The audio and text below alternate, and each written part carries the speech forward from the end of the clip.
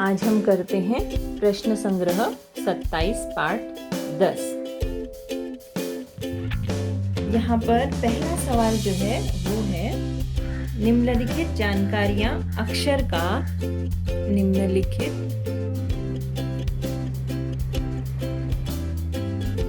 जानकारियां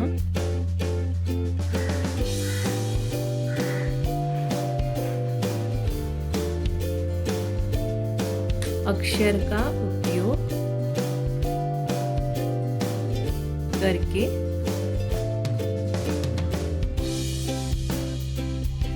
लिख। तो पहला दिया है एक संख्या तथा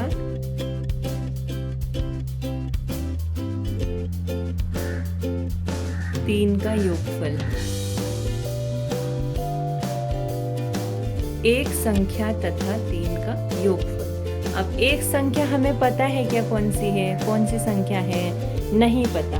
तो एक संख्या के बदले हम क्या लिखते हैं, x। जो संख्या हमें पता नहीं है उसके बदले में हम क्या लिखेंगे, x लिखेंगे।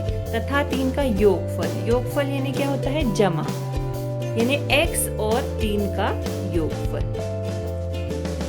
इस तरह से हम अक्षरों का उपयोग करके ये जानकारी लिखेंगे। दूसरा क्या दिया है, एक संख्या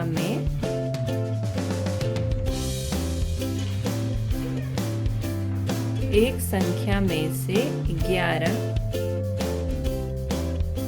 घटाने पर प्राप्त अंतर। एक संख्या के बदले यहाँ क्या लिखूंगी मैं, x में से 11, इस एक संख्या में से 11 घटाने पर जो अंतर मिलता है वो। अगला लिखा है 15 और किसी संख्या का गुणनफल। 15 और किसी संख्या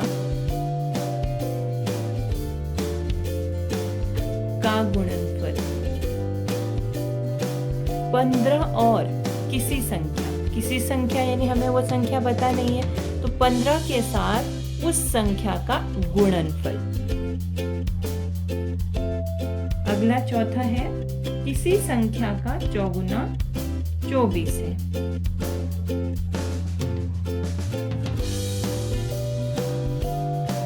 किसी संख्या का चौगुना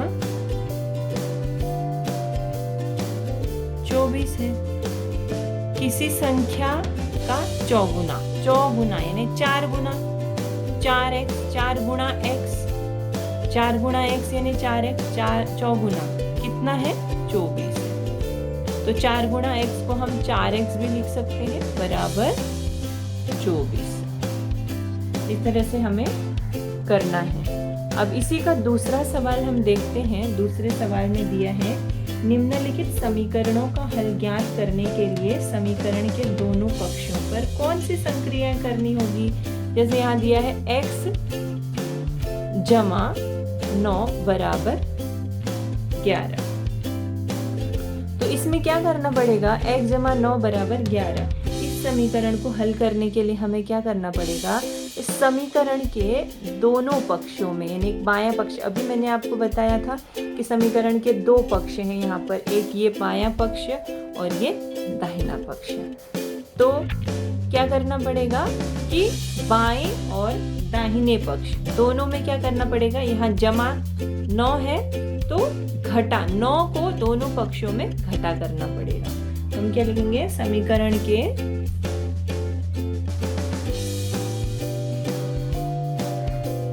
दोनों पक्षों में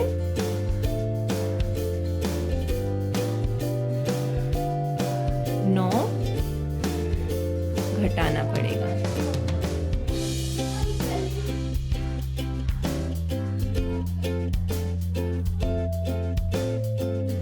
यहाँ पर दूसरा है x घटा 4 बराबर 9। अब यहाँ क्या करना पड़ेगा, यहाँ घटा 4 है तो क्या करना पड़ेगा, दोनों पक्षों में जमा 4 को जोड़ना पड़ेगा। तो यहाँ मैं क्या लिख सकती हूँ, समीकरण के दोनों पक्षों में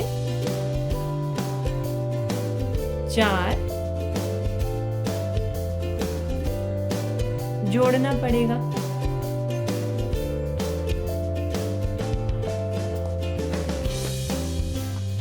अगला जैसे दिया है 8x बराबर 24, 8x बराबर 24। अभी 8 और x के बीच में कौन सा संबंध है, गुणा का। तो क्या करना पड़ेगा, समीकरण के गुणा है तो क्या करना पड़ेगा, भाग। समीकरण के दोनों पक्षों में 8 से भाग देना होगा।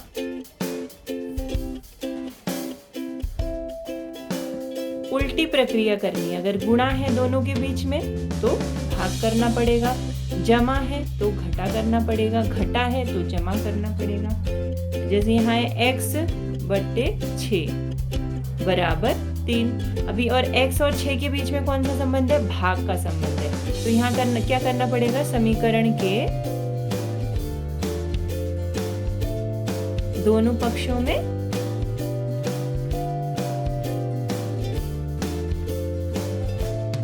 6 का क्या करना पड़ेगा, भाग है तो गुणा करना पड़ेगा।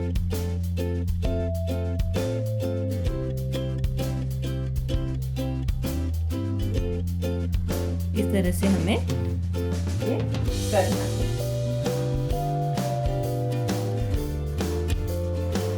अब हम देखते हैं तीसरा सवाल। तीसरे सवाल में यहाँ पर जो चर हैं, चरों के कुछ मान दिए गए हैं।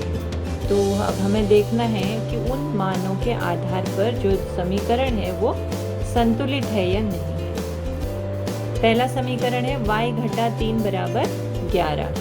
तो यहाँ पर चर का मान कितना दिया है, 3, यानी y का मान कितना दिया है, 3। तो अगर मैं y की जगह पर 3 रख कर देखूं तो दाहिना पक्ष और बायां पक्ष समान होता है क्या। अगर मैं यहाँ y बराबर 3 घटा 3 बराबर कितना होता है, 0 होता है। 3 घटा 3 बराबर 11 होता है क्या, नहीं होता। तो यहाँ हम करेंगे, तो चर का मान है कितना, 3 घटा 3 बराबर नहीं है 11 की। तो वो जो है समीकरण संतुलित होगा क्या, नहीं होगा।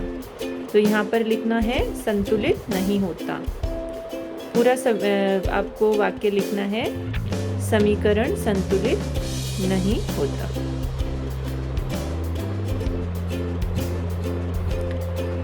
अब दूसरा देखते हैं, दूसरा समीकरण संतुलित है या नहीं। 17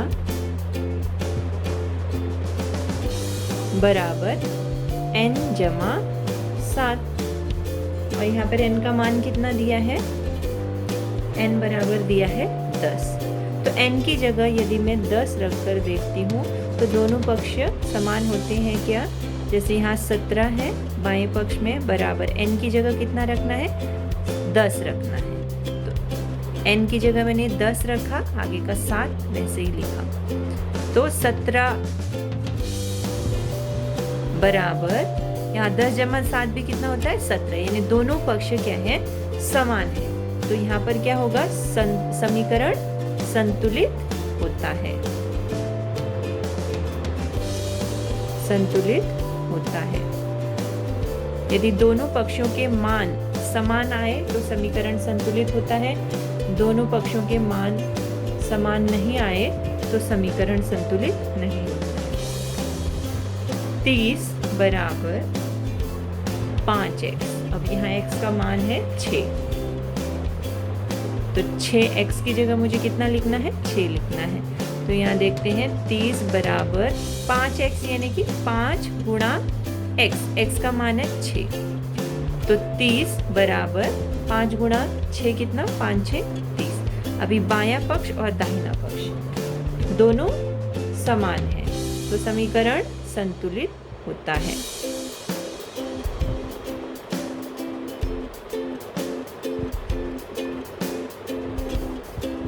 अगला है m बट्टे में 2 बराबर 14 और m का मान कितना है 7। m की जगह 7 रख कर देखते हैं। 7 बट्टे में 2 और यहाँ पे 14। 7 बट्टे में 2 करेंगे तो उसका मान 7 को अगर 2 से भाग देंगे तो उसका मान 14 होगा क्या? नहीं होगा। तो ये दोनों बराबर नहीं है, दोनों पक्ष जो है वो बराबर नहीं है, तो यहाँ समीकरण संतुलित नहीं हो।